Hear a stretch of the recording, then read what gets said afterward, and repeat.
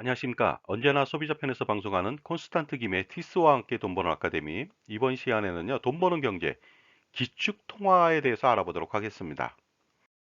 자, 기축 통화라고 하는 것은요, 한자로 보면요, 터기자에다가 굴대축이 되겠습니다. 이때 굴대라고 하는 것은요, 수레바퀴 한가운데 뚫린 구멍에 끼우는 긴 막대나 쇠막대를 말하는 것이 되겠습니다. 이럴 때 굴대 그 역할이라고 하는 것은요, 수레바퀴가 잘 굴러가도록 만든 장치가 되겠고, 그로 인해서 기축통화라고 하는 것은 세계적인 통화를 말하는 것이 되겠습니다. 따라서 기축통화의 정의라고 한다면요, 국제 간의 결제나 금융거래의 기본이 되는 특정 통화를 일컫는 말이 되겠습니다. 자, 그렇다면요, 2022년도 1월 기준으로 국제은행 간 통신협회 자료에 따라서 국제거래 간 통화별 구성 현황을 알아보도록 하겠습니다. 1위는 미국 달러가 되겠습니다. 39.92%고요. 2위는 36.56%인 유로화인데요. 유로화는 사실상 유럽연합 국가가 27개국이나 되거든요. 그러다 보니까 그들 간의 거래 때문에 어쩔 수 없이 많아진 거다 보니까요. 실질적으로 어떻습니까? 미국 달러가 기축통화의 최선봉이라고 말씀드릴 수가 있을 것 같습니다. 그 다음에 영국 통화가 6.3%, 중국 위안화가 3.2%, 일본 엔이 2.79% 정도 되고요. 카나다, 호주 달러, 홍콩 달러 순으로 되겠습니다. 그 다음에 22 보면요. 헝가리 포린트도 있는데요. 0.18%고 여기에 원화는 없습니다. 그러다 보니까요. 한국 돈은 기축통화가 절대로 아니겠죠?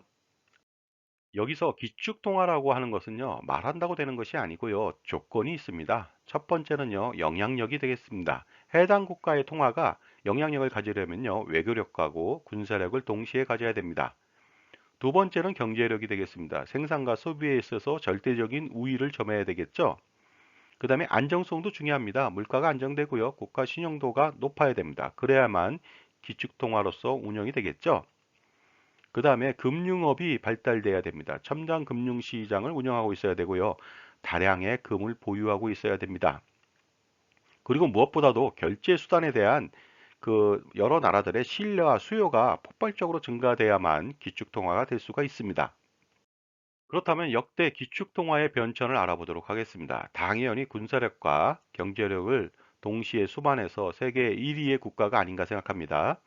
15세기에서 16세기는요, 포르투갈이었습니다. 그 다음에 16세기에서 17세기는 스페인이었고요. 17세기에서 18세기는요, 동인도 회사로 유명한 네덜란드가 되겠습니다. 그 다음에 18세기에서 19세기는 프랑스가 되겠고요. 19세기에서 20세기는요, 세계를 제패한 국가, 대영 국가, 그 다음에 산업혁명을 거친 영국이 되겠습니다. 그 다음에 1921년도 이후 지금까지 미국의 달러가 기축통화가 되겠습니다. 기축통화의 위력은요, 외환보유고에서도 나타납니다. 우리나라의 2022년도 2월 7일 현재 외환보유고는요, 4,615억 달러 정도 됩니다. 그렇다면 외환보유고 중에 통화를 구성하는 내용을 좀 알아보도록 하겠습니다. 전 세계 구성이 되겠습니다. 1위는 역시 미국 달러화죠. 그래서 60.9%를 차지하고 있습니다. 그런데 우리나라 같은 경우는요, 달러 의존도가 굉장히 높죠. 69.1%나 됩니다.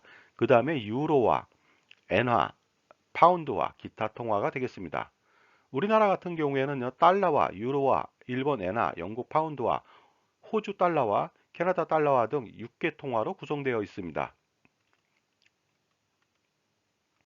자, 제 정보가 만족스러우셨다면요. 구독과 좋아요 부탁드리겠습니다. 계속하겠습니다. 자, 그런데 기축통화와는 달리 SDR이라고 하는 것이 있습니다. 이것이 무엇일까요? SDR은요, 스페셜 드로잉 라이트라고 해서 IMF 특별 인출권이 되겠습니다. 이것은요, 해당 국가가 유동성이 부족했을 때 인출할 수 있는 달러가 되겠습니다. 마치 마이너스 통장처럼 달러를 인출할 수 있다는 뜻이 되겠습니다. 그렇다면 SDR을 구성하는 화폐를 알아보도록 하겠습니다. IMF에서는요, SDR 구성 화폐로 미국 달러, 유럽연합의 유로화, 그 다음에 영국 파운드화, 일본 엔화를 그동안 취급했고요. 그 다음에 2016년도에 중국 위안화가 편입되었습니다. 그래서 우리나라 같은 경우에도 IMF의 SDR 구성 화폐에 속하려고 노력을 하고 있는데요. 우리나라의 SDR 규모를 알아보도록 하겠습니다.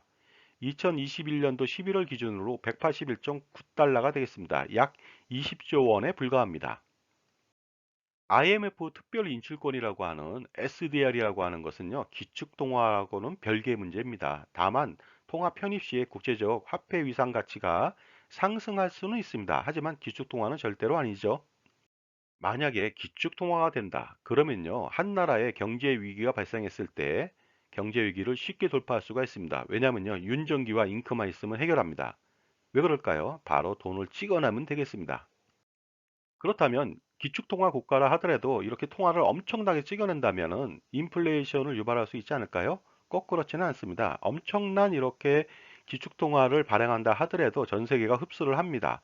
그 다음에 중요한 것은요, 나중에 미국은 국채를 발행합니다. 그래서 30년 아니면 최고 100년까지 국채를 발행해서 해당 통화량을 조절하고 있습니다. 이에 반해서 비기축통화 국가는요, 혹시라도 국가 부채가 급증하거나 외환 보유고가 급감한다면요, 어떤 일이 생길까요? 자체 화폐량 공급 확대 정책으로는요, 초인플레이션만 유발하고 악순환만 초래할 것입니다. 따라서 경제 위기를 극복할 수가 없겠죠. 이렇게 우리나라에 기축통화 논란이 생긴 이유는요, 바로 국가 부채가 엄청나게 폭증하고 있기 때문에 그렇습니다. 알아보도록 하겠습니다. 2021년도에 국가 부채는요, 966조 정도가 됐습니다. 그런데 2022년도 1년 만에 13%가 증가합니다. 1091조 됐죠.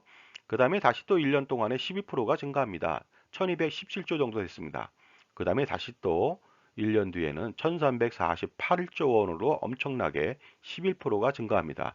이렇게 3년 만에 엄청난 금액으로 늘어나다 보니까 바로 이러한 그 기축통화 논란이 불거진 것 같습니다. 한국이 기축통화국이 된다. 이것은 엄청난 일입니다. 놀랄 만한 일이고요. 환영할 만한 일이 되겠죠. 하지만 그것은 요원하다고 볼 수가 있습니다. 그렇기 때문에 그동안 우리는 국가부채 관리를 굉장히 신경 써야 될 것으로 판단합니다. 자, 지금까지요. 논란이 되고 있는 그 기축통화와 SDR에 대해서 알아봤습니다. 감사합니다.